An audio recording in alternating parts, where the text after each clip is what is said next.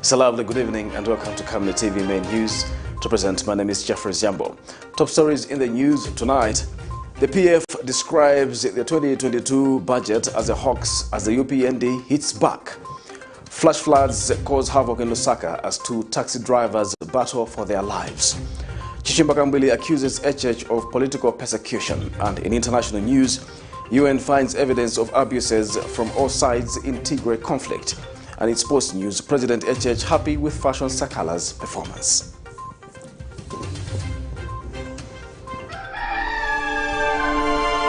Africa is rising to a new dawn of integrity and accountability.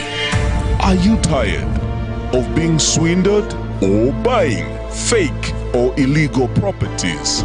Would you like to sell or buy genuine property? Would you like to list your property on both local and international market? Don't waste your time. Call the professionals, the SGK Properties on +260 762 166 018. SGK Properties. Your business assurance is our priority.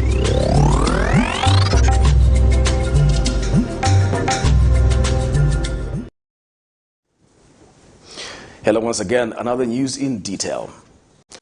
Two taxi drivers in Lusaka have been left injured after a billboard fell on their vehicles following the heavy rains that characterized most parts of the city.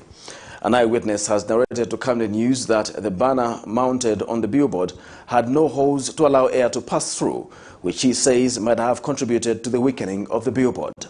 Meanwhile, some teachers at Munali Secondary School have been left in the cold after the roofs to their houses were blown off by the heavy rains. We'll have more in this report.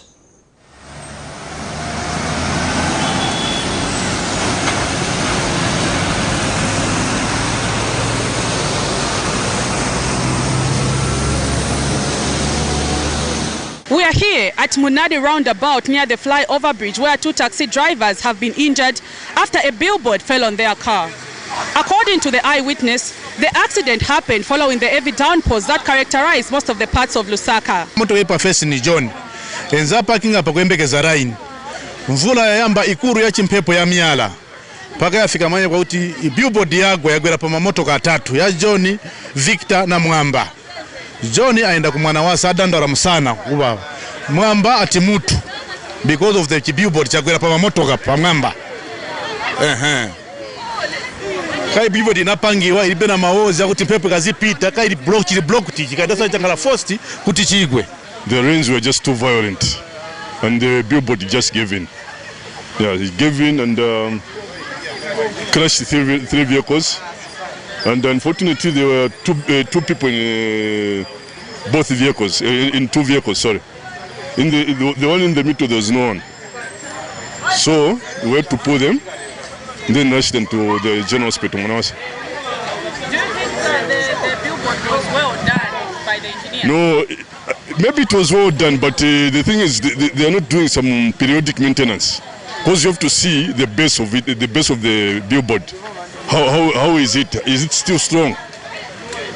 They were supposed to have come, they are supposed to move around and then check on the strength of the base. The two drivers have since been rushed to Levi Mwanawasa Hospital where they are nursing their injuries.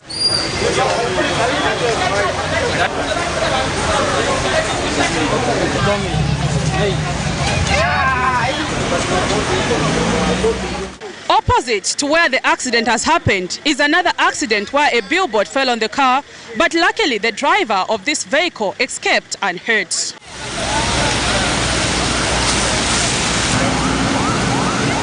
The question that then bangs for answers is who will be responsible for the damages that have been caused to these taxis, as they are a source of income for the taxi drivers who spend all their time at this place.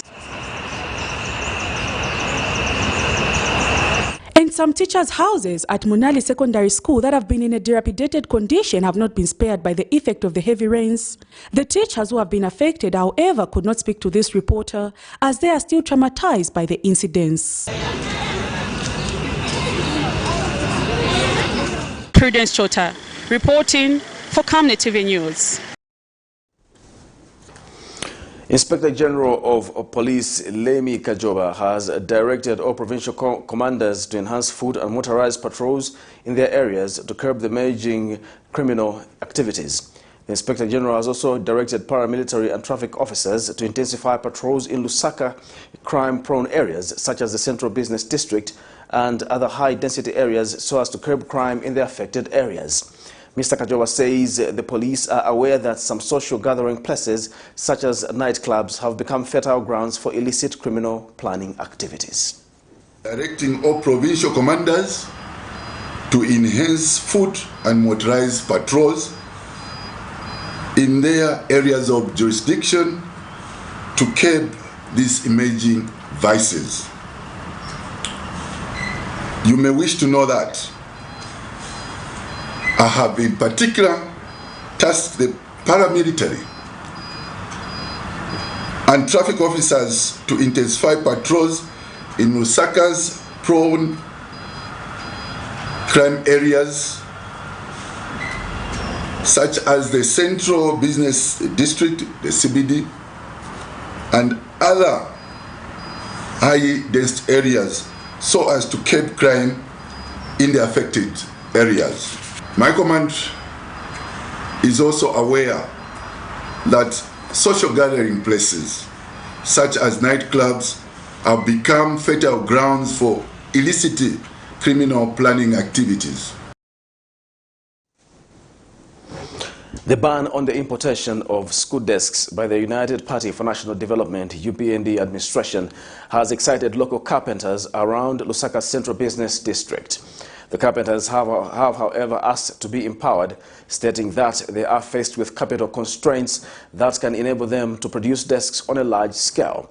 However, a financial analyst, Mr. Mambo Hamaundu, has called on the carpenters to seize the opportunity and work together and deliver, especially since the government plans to embark on building 120 schools in 2022 in order to keep revenue within the local economy.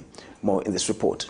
Local entrepreneurs have for a long time been calling out for recognition, stating that they are being overlooked as the country keeps taking money out of the country by importing things that can be produced locally. Minister of Finance and National Planning Dr. Stumbeko Msokotwani recently announced a ban in the importation of school desks as one way of empowering local entrepreneurs. This means they'll have to constantly meet demands for school desks across the country. In an interview, carpenters in LUSAKA Central Business District have expressed happiness at this move and have highlighted the benefits it will bring. They have, however, expressed concern on the source of funding, saying they'll need empowerment if to meet this need.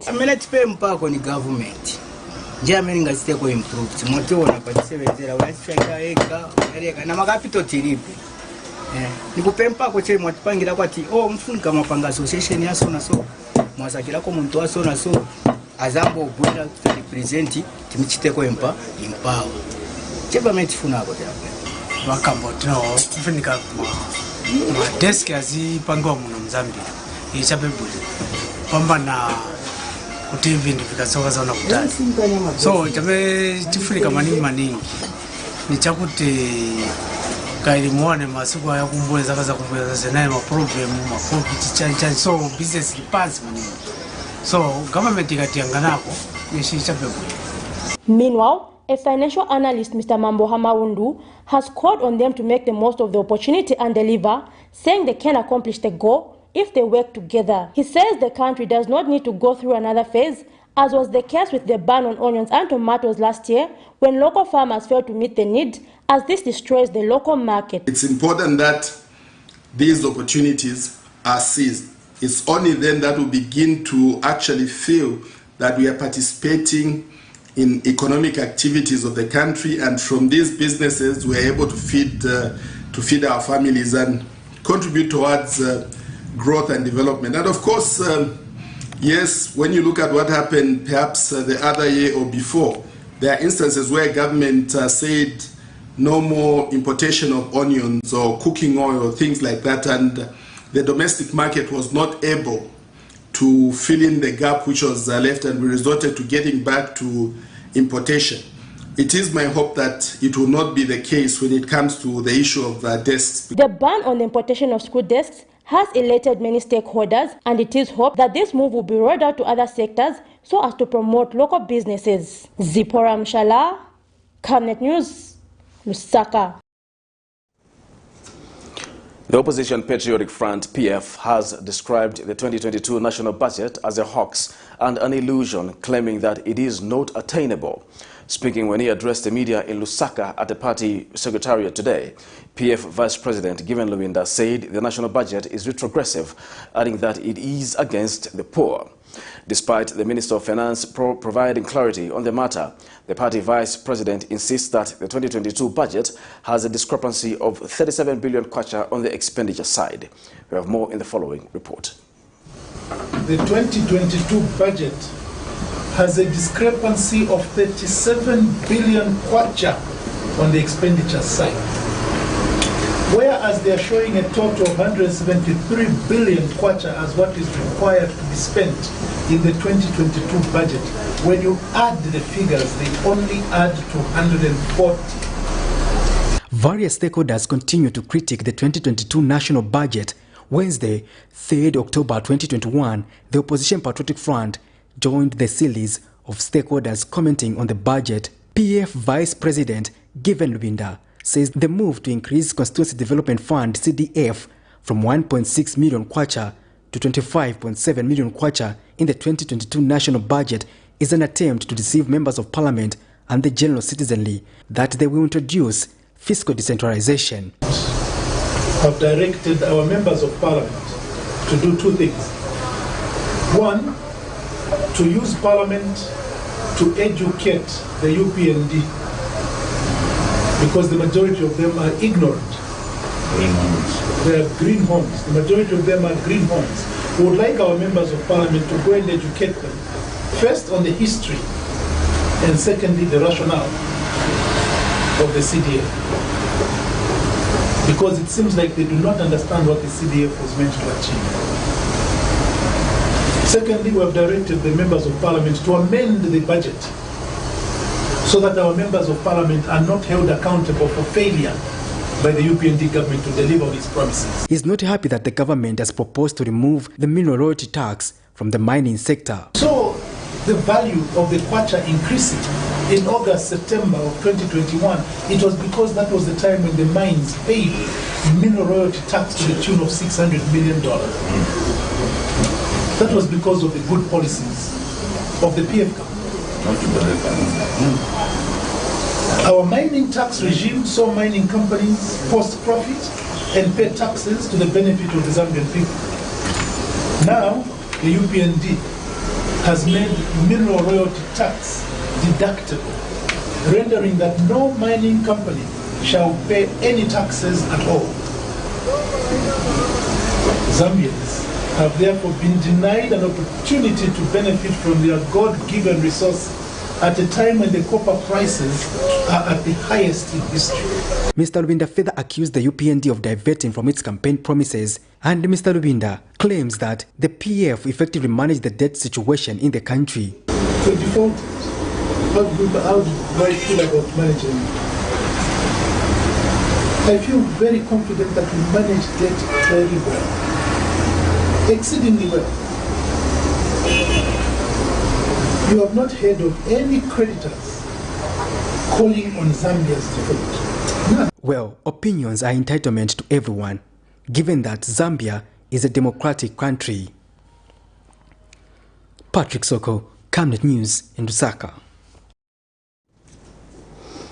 The United Party for National Development, UPND Alliance, has questioned the relevance of the Opposition Patriotic Front's 2022 national budget analysis, saying it lacks merit.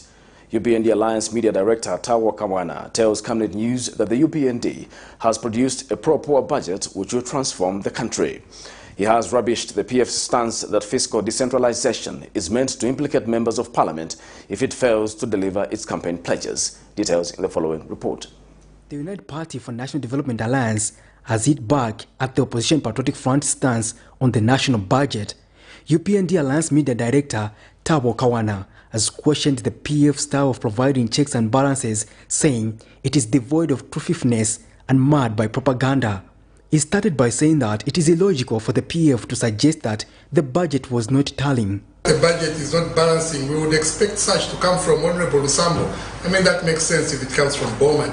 But from Honorable Rubinda, who has been in Parliament for many years and is an experienced parliamentarian, really we don't expect such to come from him, because him of all people should know that the budget is clearly an intention being expressed and the detail is in the yellow book.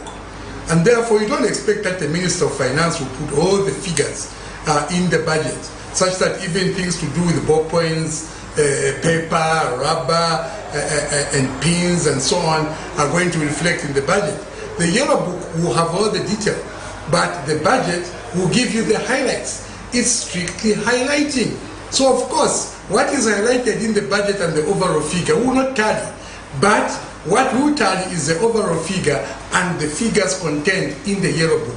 Mr. Kawana says the decentralization of the Consequently Development Fund is for the well-being of the country. He says there are rules and guidelines on the administration of CDF, hence it is unrealistic to claim that they want to shift the blame to members of parliament upon failing to implement campaign promises. Mr. Kawana adds that the Minister of Finance is on firm ground for removing mineral royalty tax. Let the people govern. Power to the people. And that's what we have done. Decentralize. Take the money to the people so that the people themselves are going to drive the developmental agenda, but at the same time derive empowerment from it. So the expression of fear coming from Honorable Rubinda that their MPs may end up being implicated. You can only be implicated if you've got long fingers, and if you dwell your long fingers in this money, you'll be in trouble. But this is not money that is given to an MP like petty cash. This is money meant for the people. There are rules and regulations that govern CDF. There are committees that govern CDF. Also, Minister was very categorical. Capacity will be built at local level to make sure that CDF is properly accounted for. Well, as the 2022 budget analysis continue, the country will be treated to different theories. But at the end of the day, what matters is that things will be done, taking into account the interest of the people. So now we are going to a place where the investors are happy, and ourselves as a country, we will be happy, because then we'll collect enough revenue, and therefore everybody comes to the table to play. It is not good for us to encourage taxes that seem to portray or espouse an element of double taxation, because then we will fail to attract, especially foreign direct investment. Patrick Soko, Camnet News in Lusaka. Opposition Patriotic Front member CHISHIMBA KAMBWILI has charged that President Hakainde Hichilema should stop unnecessary arrests on political opponents with a view to silence them. Speaking to journalists Wednesday morning, Dr. KAMBWILI says it is unfortunate to note that President Hakainde Hichilema is doing the same things that he condemned the time he was in opposition. Dr. KAMBWILI reiterates that the UPND alliance government must stop the cancer of using the police to intimidate others.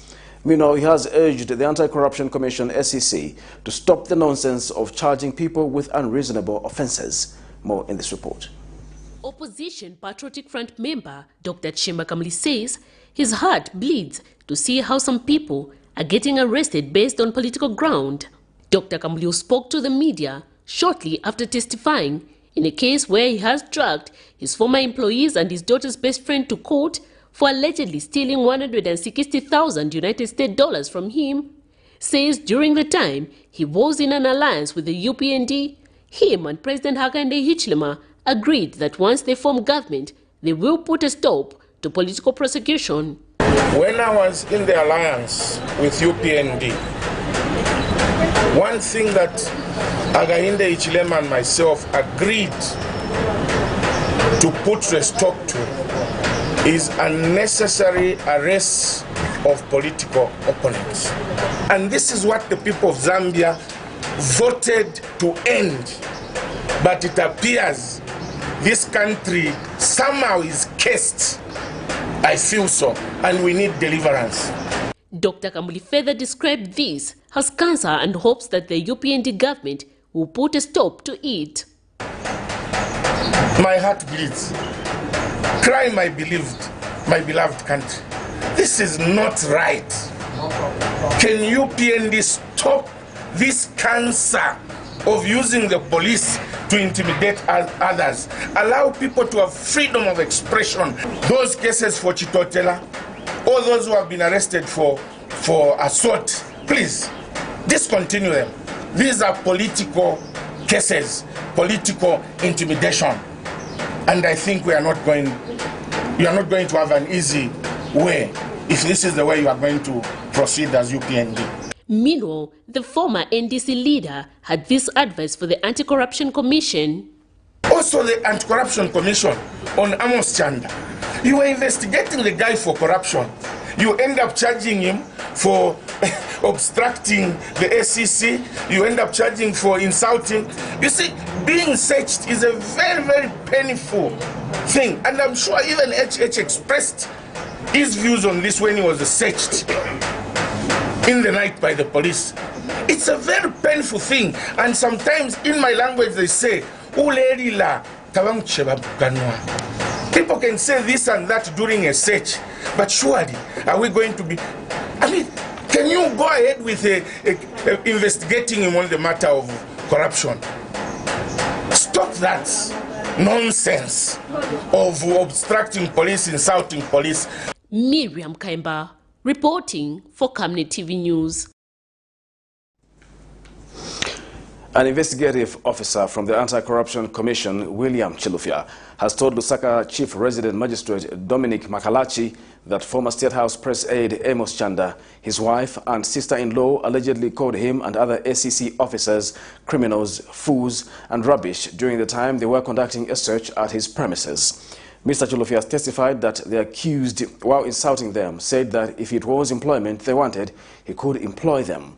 Mr. Chilufya was testifying in a matter in which Mr. Chanda has been jointly charged with his wife and sister-in-law and slapped with 2 counts of using insulting language and 1 count of obstruction, which they have pleaded not guilty. More in this report.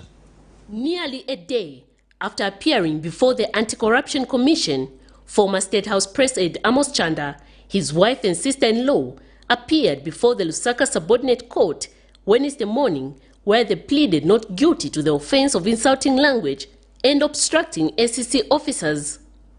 The offense that Mr. Chanda has been slapped with is in relation to what occurred few days ago when ACC officers went to conduct a search at 3 of his properties.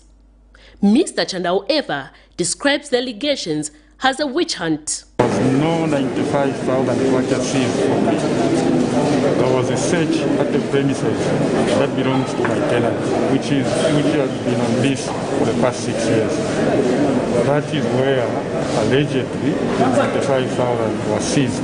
I have seen today that the ACC has confirmed. In the first charge, allegations are that Mr. Chanda, on the 27th of October 2021, used derogatory remarks to a senior ACC investigations officer, Friday Temple, William Chilufya, and Christopher Siawakwi in due execution of their duty, to which he is alleged to have called them idiots and criminals.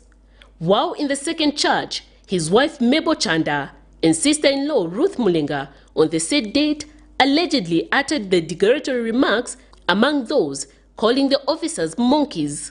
And further, all the 3 accused persons are said to have obstructed ACC officers and delayed them from lawfully searching at one of Mr. Chanda's property in Woodlands area.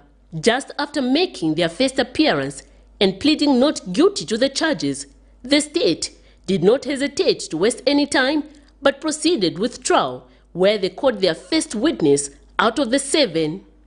William Chilufya, the first person called by the state, testified that on the 27th of October 2021, they carried out a search at 2 of the accused properties, but during a search in Woodlands area, Mr. Chanda challenged the illegality of the search warrant and continued throughout the entire process, insulting them. Meanwhile, Mr. Chanda says this is inconvenient and painful to him. All the allegations, painful as they are, inconveniencing as this process is, our faith and confidence in the judicial process is that every single allegation or lie will be put to the strictest test. The matter has since been adjourned to the 22nd of November 2021 for continued trial. Miriam Kaimba, reporting for Camnet TV News. The Bus and Taxi Drivers Association of Zambia has suggested the need to consider grouping all public transport operators into a single cooperative that will be receiving fuel at a cheaper price, as this will cut the cost of distribution. In an interview, Association Secretary General Mr. Sidney Mbewe says the forming of the cooperative will also entail that public transport fares are maintained across the country despite hikes in the cost of fuel on the international market, as the cooperative will be incentivized. Recently, Minister of Finance and National Planning Dr. Stumbeko Msokotwane indicated that the government is looking for solutions on how to maintain favorable fuel prices in the country. Now we have, as an association, we have engaged government that we can reduce or maintain the price fares and equally reduce them even if the pump price of fuel goes up. This is by retransforming the entire transport sector and incentivizing the transport sector. One of the aspects that we are looking at government incentivizing is the fuel importation itself. If government can incentivize the transport sector through single fleet management companies that will manage the transport sector, it will be easier then to import fuel at a cheaper rate, and also that the public transport sector will get this fuel at a cheaper rate and recoup this cost from those that are driving low capacity vehicles, because now it will mean that the people have to make a choice on whether they have to drive or get on a low fare cost public transport. So for us, I think we've done our submission to government through the Ministry of Transport on how we can maintain and reduce the price of fares on our buses, and we hope government to actively look at our document to ensure that maybe we'll actualize it and see how then we can provide a very cheaper transport within the country. You're watching Camnet TV and not just another channel. We'll take a break. We'll be back with more news after the break. This is the Rusitu Irrigation Project. It's a government project funded by the World Bank through IDSP. The project involved laying over 18 kilometers worth of interlinked water pipes that will supply water to the 280 hectares land for small-scale and commercial farmers in Lusitu of Chirundu district.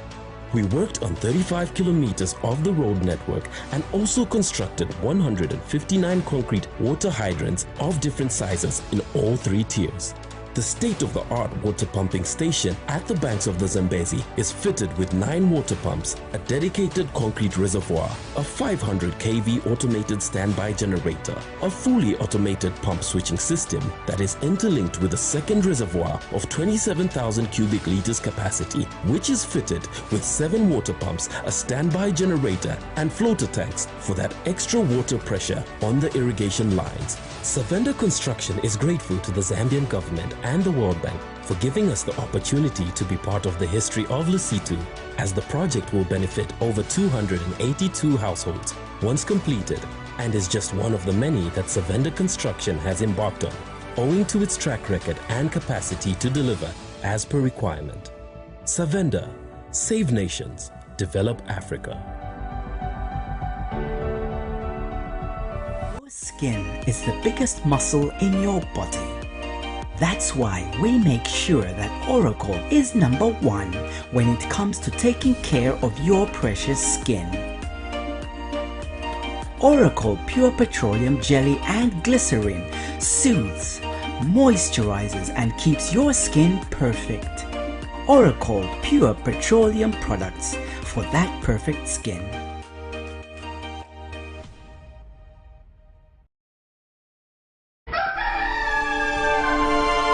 Africa is rising to a new dawn of integrity and accountability. Are you tired of being swindled or buying fake or illegal properties? Would you like to sell or buy genuine property?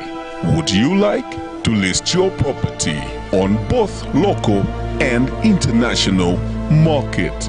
Don't waste your time. Call the professionals, the SGK Properties, on +260 762 166 018. SGK Properties. Your business assurance is our priority.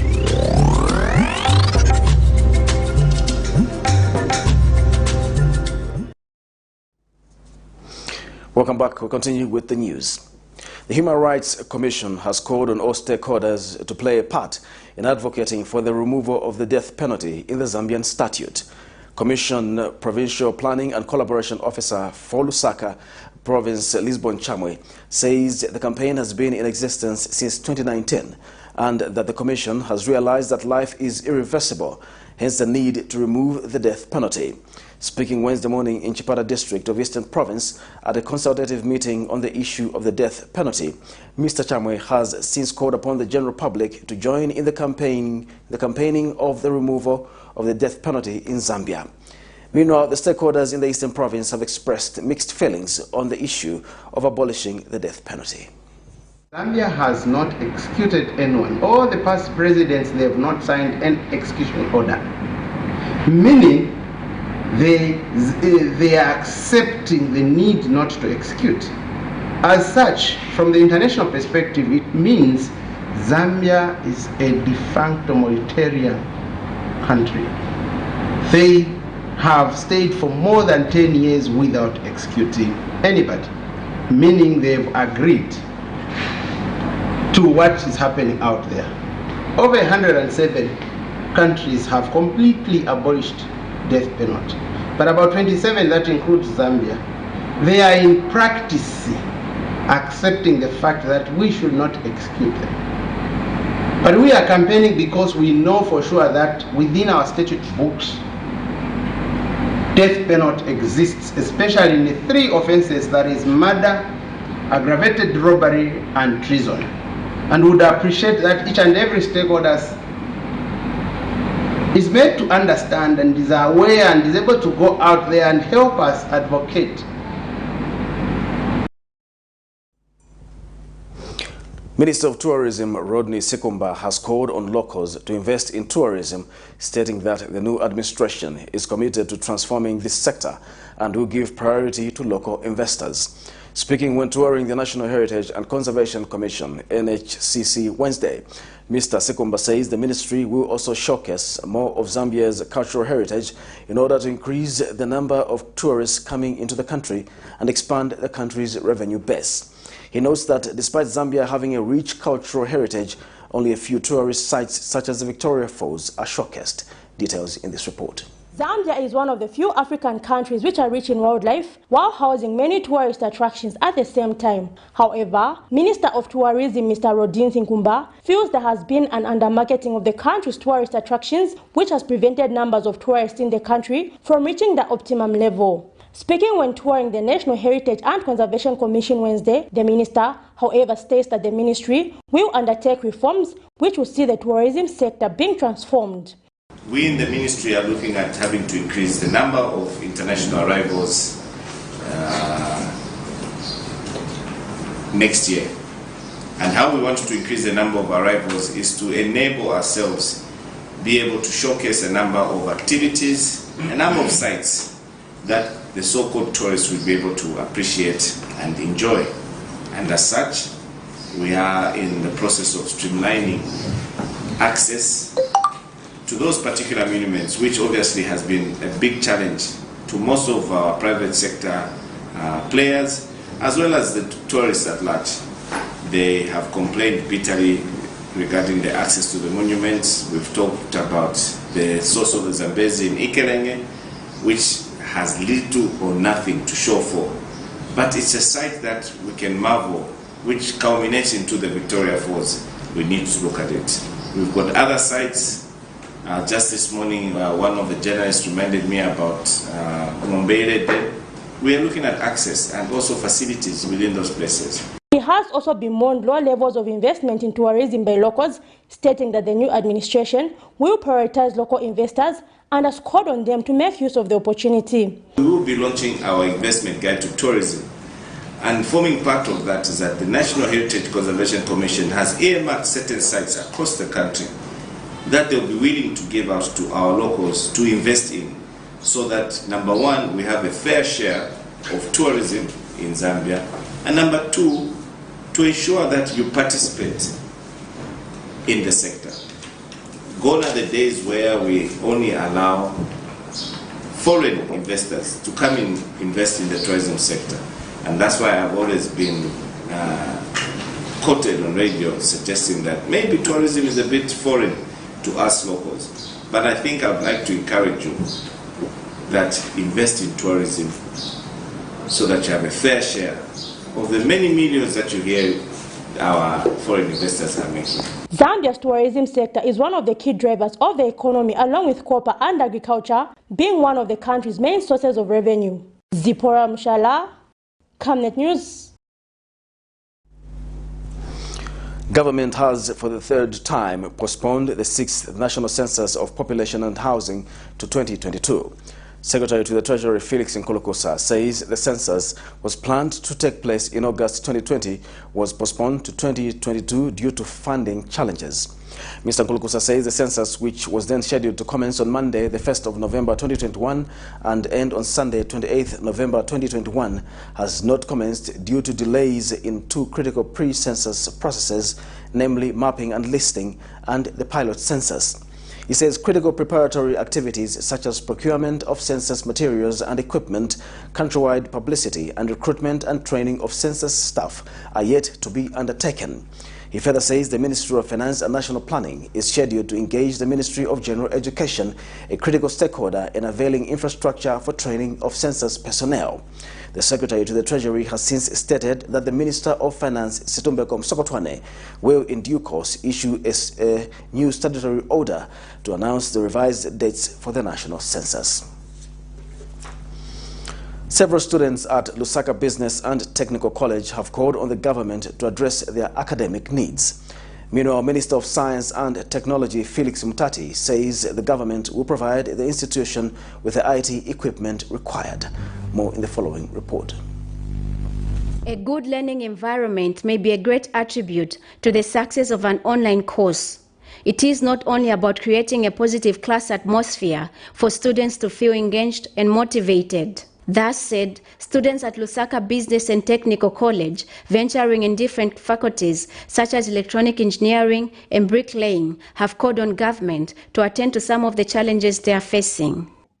Us as being the IT students, you practically know that IT requires equipment, and it's practically impossible for someone to do IT without the necessary equipment. And since the time it was introduced, we haven't really had adequate equipment. We're kindly asking if the ministry can really do something about us who are doing IT. And also, we are kindly asking too, as an institute and as students at large, that if you can in any way help us with reconstructing our road, the road that comes to our institute. It's obvious that you have seen just when you were coming that it's really in bad shape. And also, transport has been a challenge with us, the students. We are requesting, sir, in any way possible that the government would help us with transport. It takes back to give the signal to the receiver. They send that on the receiver. The sender is one which is placed into your hand, then the receiver gets the signal and it will trigger the circuit to speed the synthesizer into the hand. Camnet TV caught up with a female bricklayer who gave out more of her experience in acquiring skill. This skill is helping me I can be able to do something inspired because I know that skill is more powerful than anything. Yes. And why I studied this skill, I just want it to be contributing to my other courses. Next year I'm going to do medicine. So this will be helping me to earn more money. When I want to do something called skill, when I've not yet made my goal. Meanwhile, Minister of Science and Technology, Felix Mutati, has assured the students that government will see to it that the many challenges they are facing are reduced. I think we're also going to equip the IT section because you are the future. You can't be theoretical, we want practical outputs. So on the IT side, we'll respond very fast. The other issues that you have raised on the road, etc., give us time to engage with, in the ministry and we'll address that. CDF had made it almost 26 million kwacha for next year. So it will be used for youth empowerment. But empowerment must find you prepared. It's not going to be given to one who is not yet prepared. So this is not a reward at the nurseries of my election. This is an investment for you to make a difference, first of all, in your lives. A positive development environment is a vital part of learning as it makes students comfortable. Blessings Chakwila, Camnet News, Lusaka. The Zambia Industrial Commercial Bank has boasted its first ever profit of 5 million kwacha in 2021 after 3 years of loss making. Speaking at a media breakfast meeting held in Lusaka Wednesday, Zambia Industrial Commercial Bank Chief Executive Officer Ignatius Mwanza says the bank has also posted a 67% growth rate despite the economic hardships globally emanating from the effects of the COVID-19 pandemic. And ZCID Director Finance Louis Kabula says the bank made a loss of 12 million kwacha in 2018, 34 million kwacha in 2019 and 44 million kwacha in 2020 before hitting the profit mark this year. He says the continued provision of better services to customers has seen the clientele base increase tremendously in the last few years. I will give you an example. We've gone to Soweto Market. We've engaged with associations there. They are cross-border traders in fruit and vegetables. They order from South Africa, that's where they buy them from. Hardware suppliers, they order their stuff from South Africa. Grocery traders, who are mainly women, also order their stuff from South Africa. We've actually worked with the association first, which has helped us to vet the members there that are good. So once we developed the banking platform in the first 2.5 years, we rushed to the market to actually take our product out there. So as I mentioned, we managed to grow the business from 500 customers to over 10,000, and the numbers are growing. So that's what transformed the business, that's what grew the business. And as a result, you can see clearly that the revenues just for last year were 104 million. For this year, only for 9 months, we're at 149 million. You're watching Camnet TV. We'll take a break. We'll be back with international and sports news after the break. Team, the trajectory of the business looks very positive, and it looks like we'll be able to launch the country. Has so much data. Mom. Yes, baby. It says here, global warming and climate change is caused by the pollution from careless activities of human beings. Wow! Son, do you know I can turn my phone into a TV remote? How's that possible? It's so easy. Check this out. Be smart, be fast with mega data from Zamtel. Get your 15 GB mobile data for only 100 kwacha, 30 GB mobile data for only 200 kwacha, and your 70 GB LTE data bundle with free Netflix, YouTube, Facebook, and WhatsApp. Visit our Facebook page, website, or service centers countrywide for more information. Zamtel, your digital lifestyle partner. This is the Rusitu irrigation project. It's a government project funded by the World Bank through IDSP. The project involved laying over 18 kilometers worth of interlinked water pipes that will supply water to the 280 hectares land for small-scale and commercial farmers in Lusitu of Chirundu district. We worked on 35 kilometers of the road network and also constructed 159 concrete water hydrants of different sizes in all 3 tiers. The state-of-the-art water pumping station at the banks of the Zambezi is fitted with 9 water pumps, a dedicated concrete reservoir, a 500 kV automated standby generator, a fully automated pump switching system that is interlinked with a second reservoir of 27,000 cubic liters capacity, which is fitted with 7 water pumps, a standby generator and floater tanks for that extra water pressure on the irrigation lines. Savenda Construction is grateful to the Zambian government and the World Bank for giving us the opportunity to be part of the history of Lesotho, as the project will benefit over 282 households once completed, and is just one of the many that Savenda Construction has embarked on, owing to its track record and capacity to deliver as per requirement. Savenda, save nations, develop Africa.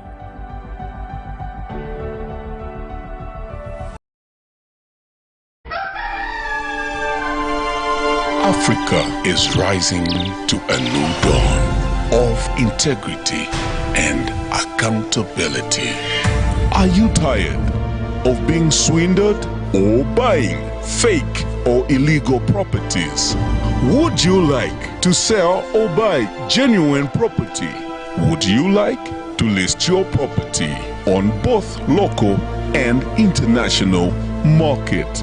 Don't waste your time. Call the professionals, the SGK Properties, on +260 762 166 018. SGK Properties. Your business assurance is our priority.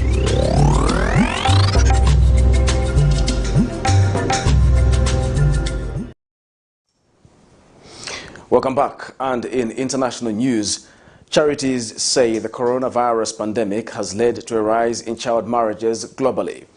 In parts of Malawi, the number has nearly doubled.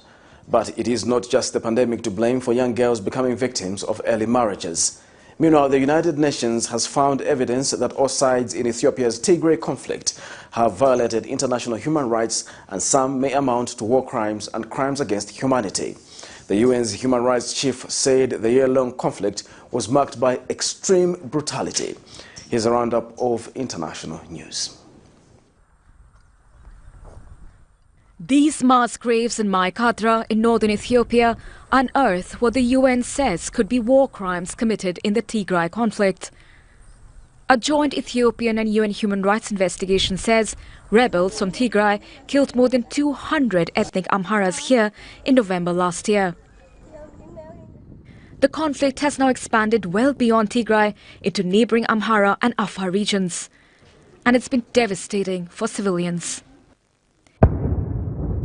The UN report found in the year-long war, Eritrean soldiers who backed Ethiopia's federal army, as well as Ethiopian government soldiers and Tigrayan rebels, have committed widespread crimes, including rape, torture, and killings of civilians.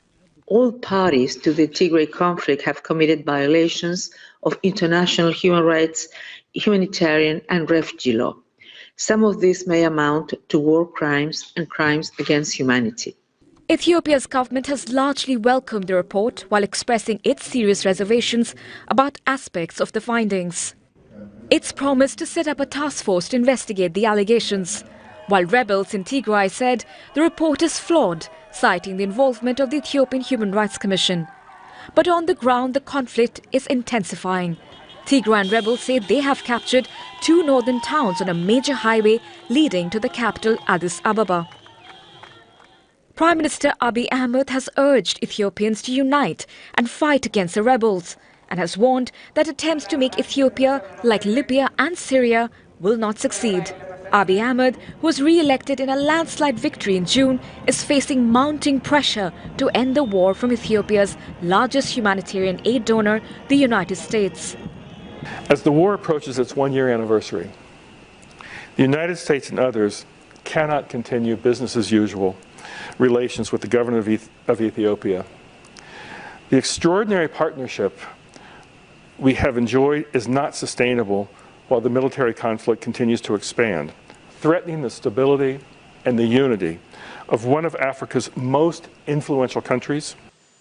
The Biden administration has suspended Ethiopia from a crucial trade agreement with the U.S. Very significant decision by the United States. It is important to understand that it hasn't happened yet. In other words, there's a January 1 date at which it may become effective if there is no movement towards peace in Ethiopia. And if that happens, I think Ethiopia is likely to lose about $250 million. And that could mean more hardship for Ethiopians. The UN investigation only looked into reports of abuse until late June, when the rebels regained much of Tigray. It does not include any attacks or civilian abuse since then. When the sun rises over Lake Malawi, Africa's third largest lake, it usually means early morning chores have to be done. Out here, washing dishes and doing the laundry is generally a job for young women and girls. When they finish, some of them will head off to school. But Chief Saliati Juma says every year, many girls drop out and become victims of early marriage. Lockdown measures to prevent the spread of COVID-19 in her community didn't help. Children had nothing to do at home. Some got pregnant and got married. Usually when girls miss school, the teachers tell us and we find out why. But when the schools closed, it was hard to keep a check on them. Now that schools have opened, we see that some girls aren't in class. Community leaders managed to persuade these teen mothers to go back to school. One girl says she wants to become a journalist, the others, nurses. At first, my husband didn't want me to leave him. He ordered me to stay. When the police got involved, he got scared and let me go. Now he has found another wife. Even before the pandemic, Malawi had one of the highest rates of early child and teenage pregnancy in the world. 1 out of 2 girls are getting married before their age of 18. Then it definitely is a problem, isn't it? Almost like half of the women population, which is 51% of the Malawi total population, is becoming, dropping out of school, number one, and secondly, becoming a mother before age of 18. Teachers say rising poverty could force more girls out of school and into early marriages. Especially parents, they also take part in those marriages because they encourage their children to get married so that they can have something to earn from those men. Malawi is one of the poorest countries in the world. Most of its budget comes from foreign aid. Jobs are hard to find. The only real option out here is farming, and there isn't enough work for everyone. Some young people will try to get to South Africa to find work there. For those who can't do that, getting married seems to be the only option. The law in Malawi forbids marriage for both boys and girls under 18, but without proper enforcement, it still happens. Haru Mutasa, Al Jazeera, Mangochi, Malawi. It's now time for sports news.